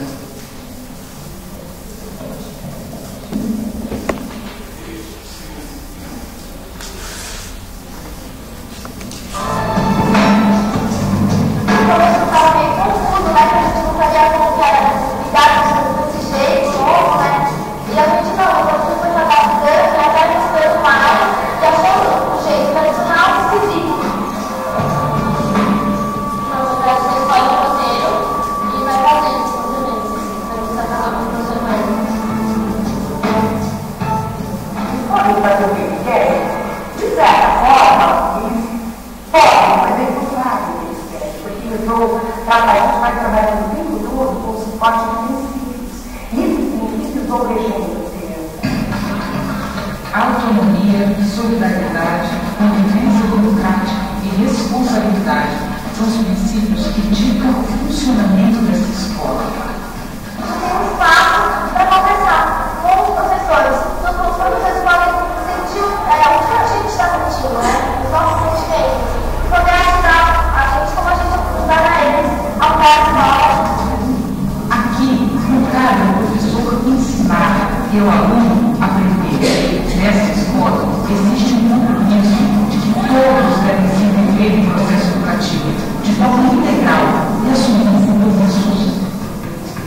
O objetivo pedagógico é aproximar os alunos de todas as fases de desenvolvimento. Todos trocam experiências e se ajudam nas dificuldades. Esse espaço é um grande salão de pesquisa. Os estudantes que estão aqui realizando suas pesquisas. Aqui a gente tinha 4 salas de aula que a gente quebrou as paredes e transformou nesse salão onde ocupado por alunos de 20 a 30 anos. Desperta mais o interesse na qualquer pessoa de estudar, porque você tem um colega do lado para poder te ajudar. Mas você mantém ainda de alguma forma as turmas, só que você se abre uma maneira, mas as turmas se articularem através de projetos, as outras turmas se encontram aqui Essas turmas, muitos alunos se misturam. Em algumas atividades fica por área, por ano, e em outros lugares as turmas também se misturam. Eu falo de fundamentos, eu estudo numa sala, são 4 salas juntas. Só mais como você consegue estudar? Eu não conseguiria estudar. Então, assim, eu tenho que falar eu estudo nessa escola, sabe? Uma escola diferente. Predomina, ainda hoje no Brasil, o que nós podemos chamar de lógica da exclusão, ou seja, uma forma de pensar que eleva o modelo, que exclui, afasta, tudo que não se enquadra, tudo que de alguma maneira não aceita esse modelo. Mas isso não se aplica a todos, mas especialmente às classes populares.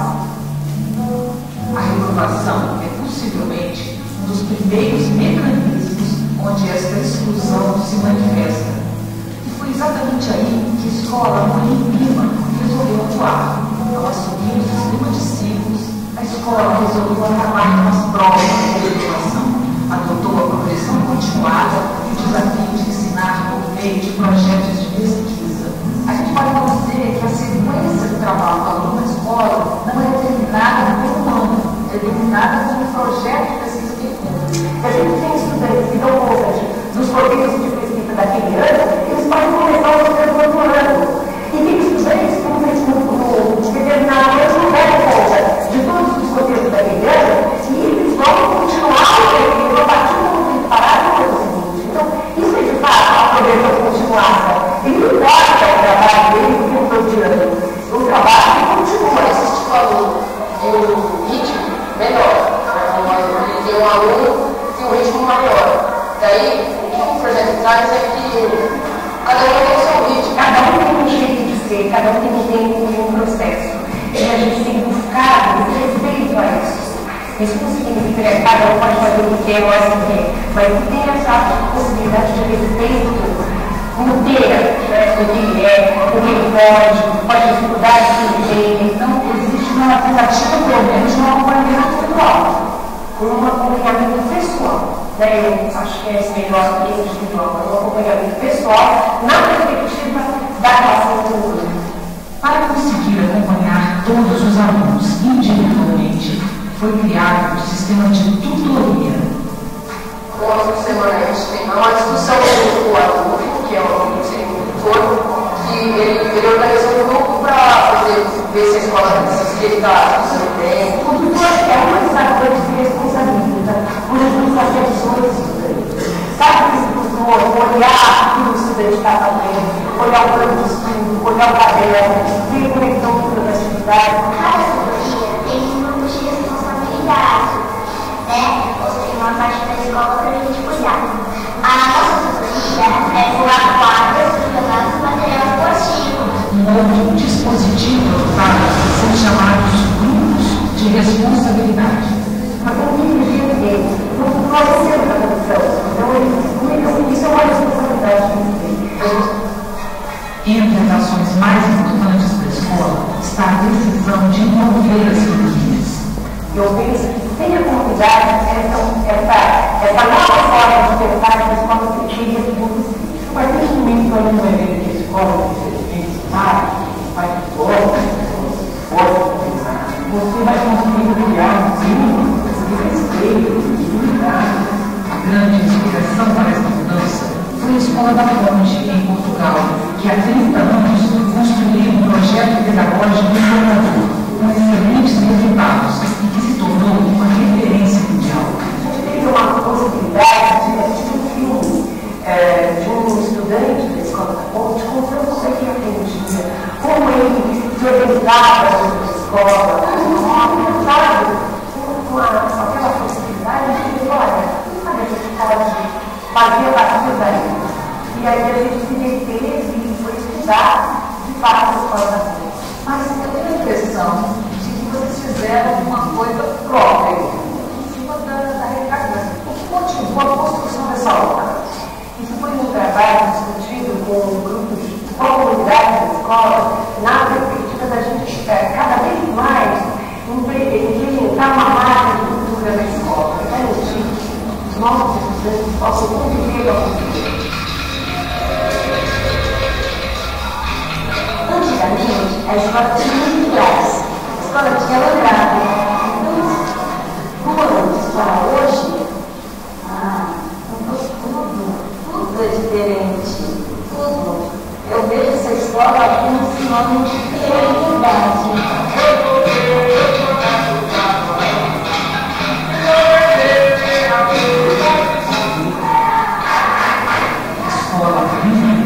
Mesmo com as inovações que fez, continua alinhada com os parâmetros curriculares nacionais e a lei de diretrizes básicas da educação. No começo eu acho que foi muito difícil, mas hoje é muito interessante. A gente não pode educador, eu tenho que ver o ensino. Eu penso que a gente fica com questões que estão muito maiores do que a prática educativa.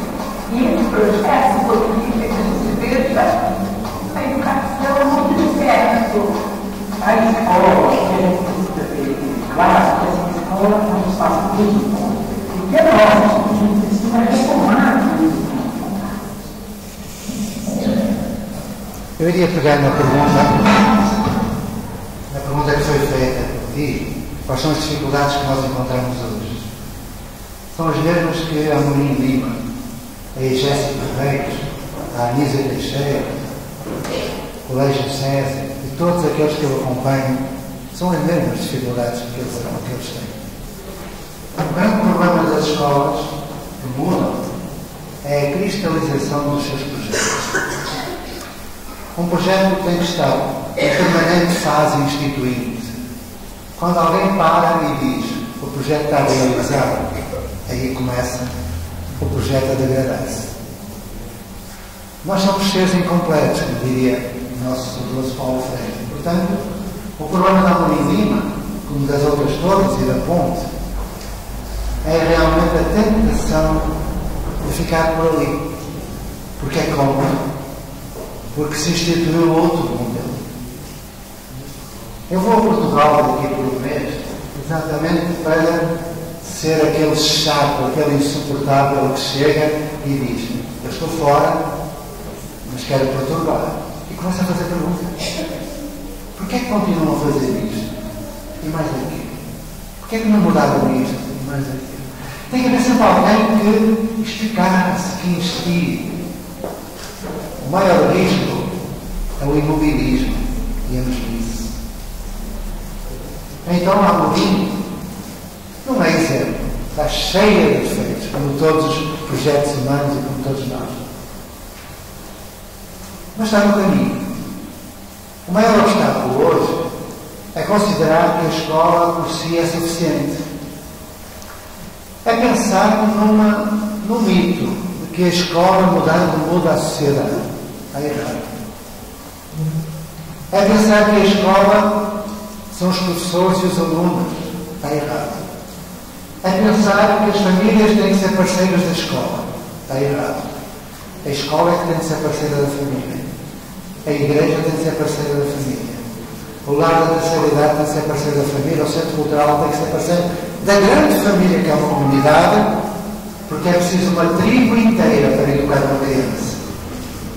Cidade educadora. E o grande perigo hoje dos projetos inovadores é ficarem pela escola. Está errado. O grande risco, a grande dificuldade somos nós. Quando pergunto qual é o maior obstáculo à mudança, sou eu. A minha cultura pessoal e profissional. Porque mandamos coisinhas no livro da editora Vozes, se mandas um e-mail, está lá o resto que eu não vou dizer agora. E tinha aqui a Marilda e a minha colega, quem está por e-mail, não sei. Então podes fazer a pergunta. Eles saem da escola da forma como finalmente. Numa escola fora da ponte. Do jeito que a gente conhece, no ensino engessado. Como que esse adolescente jovem lida com isso? De novo, ele tem que reaprender. Né? Sem a liberdade, sem a autonomia, sem tudo que a gente conhece. Nós preparamos os nossos alunos para serem responsáveis, autónomos, solidários. Eles sabem fazer planejamento, mas têm que respeitar o planejamento do professor. Eles sabem gerir o seu tempo, mas têm que respeitar o toque da sineta. Eles sabem fazer autoavaliação, mas têm que fazer a prova. Eles têm que respeitar outros contextos. Nós não podemos criar seres desajustados. Prova. Vou contar uma historinha da prova. Eles são muito conhecidos nas escolas e nas universidades, fazem muitas perguntas e ensinam os outros a pesquisar. Eu tenho muitas histórias de vida de ex-alunos. Temos ex-alunos com mais de 50 anos de idade. E tenho uma história de vida de um aluno em particular, o meu filho, André, que foi aluno da Ponte. Um dia vou escrever sobre isso. Por vezes, quando eles vão para as escolas de ensino médio, eles vão, cada um para a sua turma, ficam dispersos. E quando eles levantam o braço, o professor de ensino médio diz: vieste da Ponte? Vim. Tens alguma dúvida? Não. Então porquê é que levantaste o braço? É porque tenho aqui um colega que está com uma dúvida, ou precisa de ajuda, eu quero que o senhor lhe responda. Yes. Eu sou vaidoso. É verdade. Quanto à prova, muito rápido. Conto por vezes esta história porque não me perguntaram ao princípio, perguntaram eu explico. Porque é que a prova é inútil e é prejudicial? Nós não fazemos prova, somos os melhores nas provas nacionais, nunca entendi como é que pode. E ensinamos a fazer prova. E no dia que eu ensinei a fazer prova, eu expliquei que uma prova é uma prova de papel, de lápis, e que eles tinham 50 minutos para fazer a prova. E eles perguntaram porque é que é 50 minutos, eu respondi: não sei, ninguém sabe, é 50 e acabou. Aí eles disseram: mas se eu acabar antes dos 50 posso ir embora? Não podes. Por que não fica a fazer? Perder tempo para perder tempo. Olha, se eu não souber o que está na prova, posso ir embora? Não. Tenho que ficar aqui os 50 minutos? Tens. Porquê? Não sei. Então, ao fim de alguns absurdos, eu disse: acabou. Fazei a prova. Para o ano, tens de fazer a prova, e durante a vida tens de fazer a prova, tens que aprender a fazer a prova. A gente só gasta 1 hora por ano a ensinar a fazer a prova. Eles começaram, levantaram o braço. O que é que foi? Venha cá, professor. Olhem para esta besteira. O que é que foi? Aqui no primeiro parágrafo diz: o cavaleiro viu ao longe a presença da árvore que indicava a casa do jardim onde tinha partido. E aqui tem esta pergunta: o que foi que o cavaleiro viu ao longe? Eu disse: tens de escrever aí. O quê? O que está no primeiro parágrafo? Sim. Tem que passar para aqui, para as 7 linhas? Tem. Não. Eu faço uma setinha e a pessoa vai ler. Isto é de bom senso, lógico. Porque eu lá expliquei que era um item de resposta fechada, transcrição simples, expliquei que era um item de escolha múltipla, mas eu estava a perder tempo. Eu disse: olha, acabou. Toca começar. E fiquei a olhar para eles. Eles começaram, mas pararam. Olharam para mim. Olhei para eles. Olharam para mim. Olhei para eles e perguntei: o que é que foi? Ó professor, vai embora, desapareça. Está aqui a fazer o quê? A perder tempo? Quando a gente acabar de fazer a prova, a gente leva esta coisa, deixa descansar. São 50 minutos, a gente faz a prova e depois leva. Olha, vai embora, vai ajudar os outros meninos. E eu disse, eu não posso sair daqui. Não pode, porquê? Porque quando vós todos for da escola e fizerdes prova, o professor lá da escola fica na sala. Fica na sala? Fica. A fazer o quê? Eu disse, fica na sala para evitar que os meninos vão colar. O que é que o professor disse? Eu disse, colar. Colar? O que é colar, professor? Professor, o que é colar? O que é colar, professor? Aí eu parei. Eu senti-me a pessoa mais miserável à superfície da Terra. Eu estava ali a apresentar o papel do professor que aplica a prova e fica na sala, no pressuposto de que aqueles jovens são potencialmente desonestos. Se puderem colar, vão colar. Eu não falei, mas o não verbal falou mais alto que o verbal. Sem estar a falar, eu transmitia currículo oculto, valores negativos como falsidade, mentira. Então eu parei e disse, meus amigos, já sabem como é a prova? Eu percebi que uma prova, para além de inútil, é prejudicial.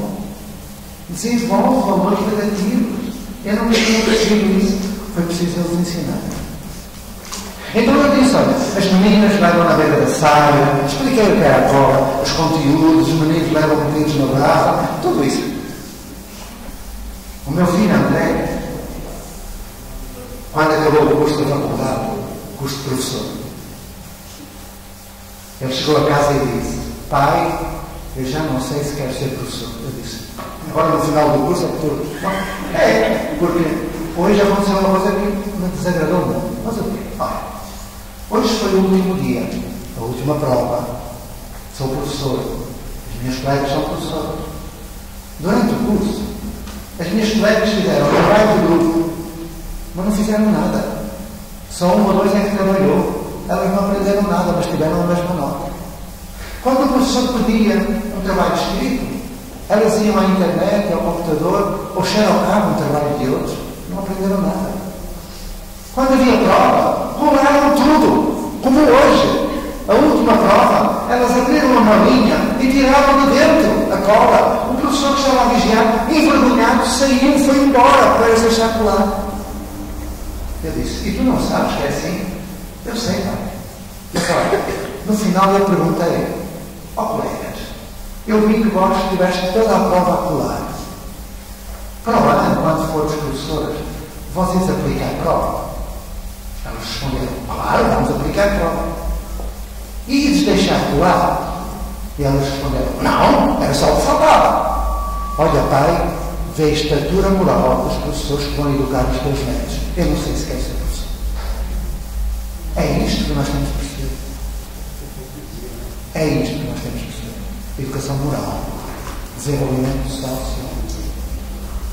social. É isto, sociomoral. E as escolas normalmente não entendem.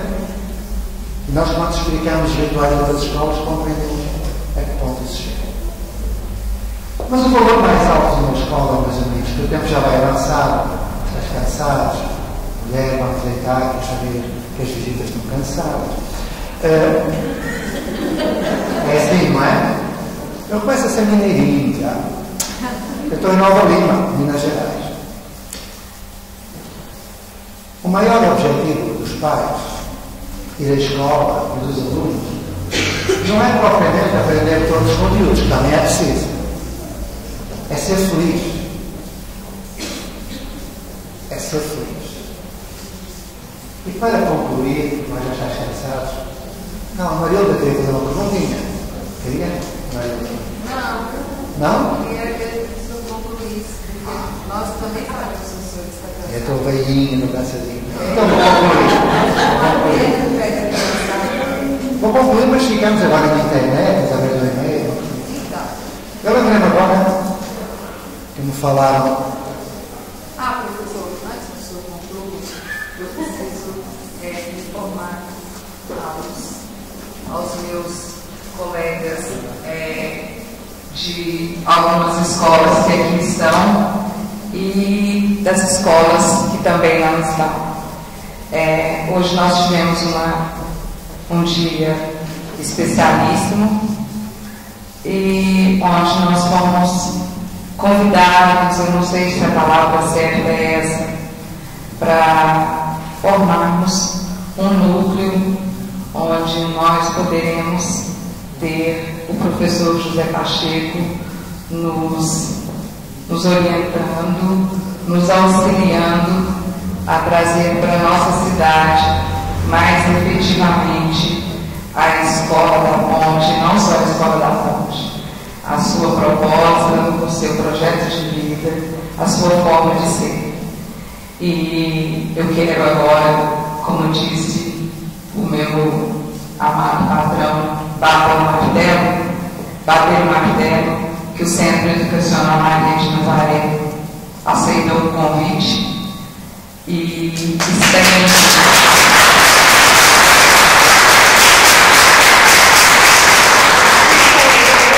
estende esse convite a todas as outras escolas presentes e aquelas que aqui não estão, para que juntos nós façamos a diferença em todos os sentidos nessa cidade, que sejamos uma cidade com uma educação renovada.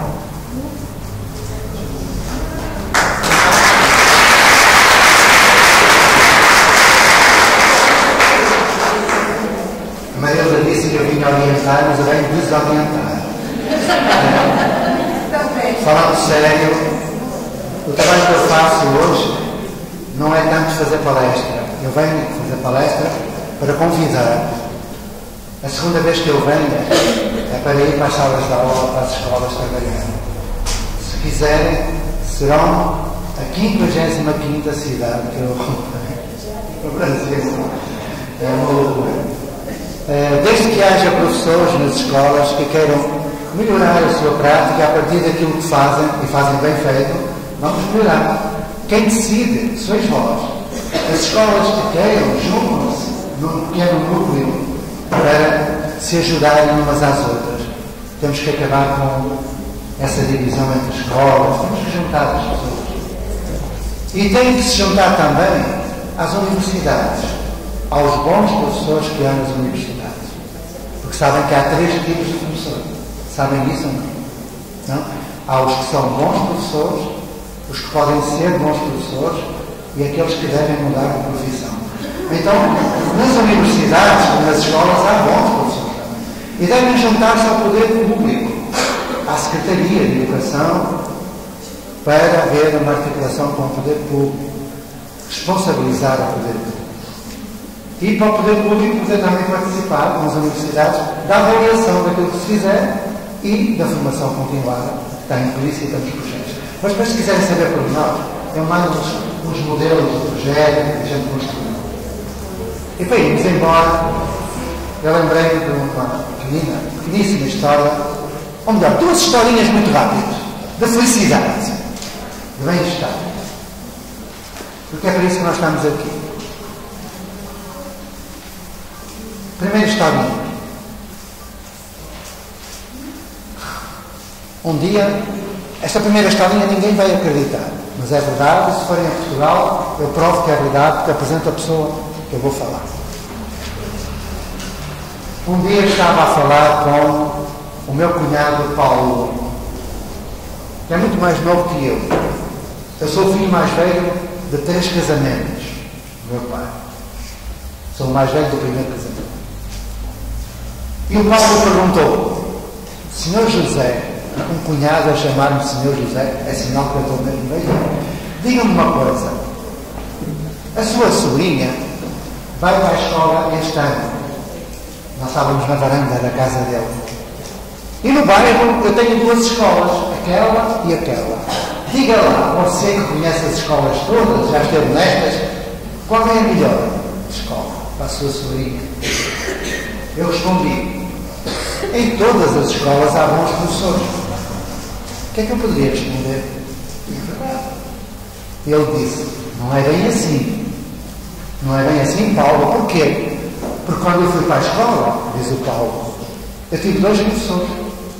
Um que fez de mim o que de bom eu sou. A outra, que era uma cabra, que me pôs fora da escola. E eu fiz a educação de adultos. Ele disse, mas conta-me lá como é que era o professor. Interessa-me, eram os bons. Ele disse, olha, Sr. José, olha, Sr. José, esse professor ensinava-nos de maneira diferente. Tirava-nos os piolhos, trazia roupa para a gente vestir, dava-nos banho, ia brincar connosco, passeava nas ruas. Eu disse, ótimo. Mas depois ele teve de ir para a guerra, para a África. Ah, bom. E depois veio uma professora e olhou para mim e para um amigo meu, que vínhamos da favela, e disse, oh, mal cheirosos, lá para o fundo, seus porcalhões. E nós fomos humilhados e fomos embora da escola. Eu disse, olha, eu não quero saber da cabra, conta-me mais o professor, diz lá, como é que ele era? Pensando eu, vou escrever mais um artigo sobre um professor que eu gosto. Ele disse, olha, ele era assim, mais ou menos da sua altura, tinha uns óculos à John Lennon, tinha um cabelo profundo das costas, andava sempre de jeans e sandálias, tocava violão. Eu disse, oh Paulo, tu em que ano foste para a escola? 1972.